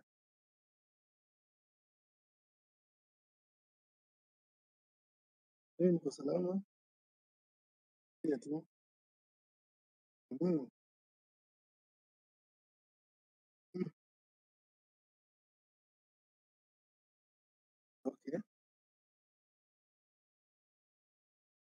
Oh. So uko pande gani sasa? Oh, uko Mombasa. Hii ni mzuri. At least umesimsui mama. Kwa kuja posi yako. Alright. Mimi niko salama. Niko tu Nairobi na haswa hapa na pale. Nione kitakuwa namna gani.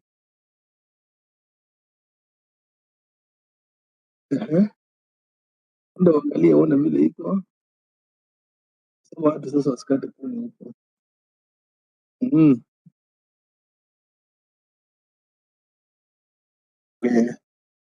Utaniambia. Hizo title zilitoka ama bado? Mm. Sasa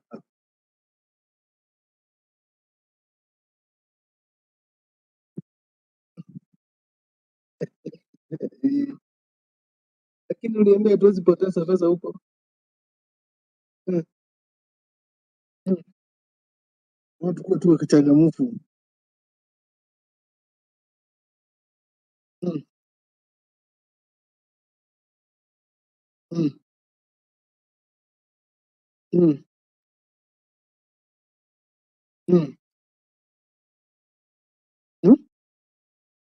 Mm. Ati niko na 50. Oh, kuna 50 acres. Okay. Mzuri, hiyo ni mzuri. Mm.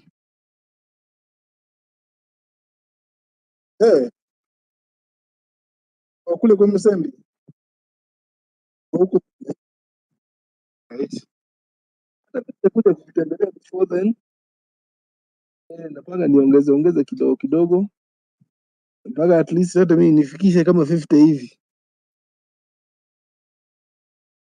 Mm. Nafurahi sana umenipigia bwana. Umekaa sana bila kunipigia.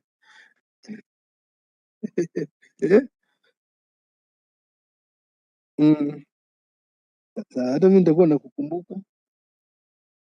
Naona tutafanya aje. By then nilikuwa Mombasa weekend. I wish ningekuwa najua tungeonana. Hiyo weekend yote nimekuwa Mombasa alafu nikarudi Nairobi sasa on Monday. Si tungekunywa kahawa tungefurahia. Eh.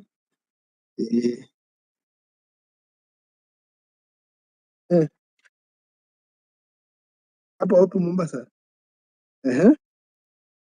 Very nice. Na najua after 1 month nitarudi Mombasa na kashughuli kengine. Najua nitakuongelesha.